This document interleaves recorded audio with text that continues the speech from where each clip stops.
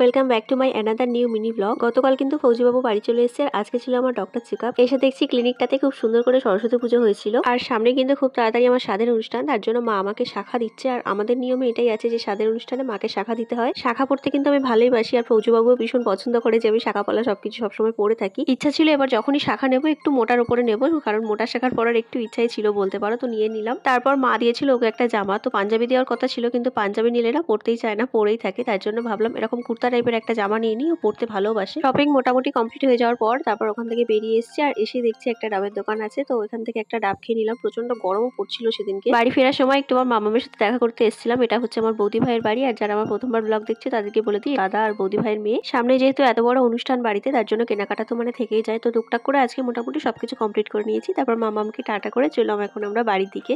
Tata tata.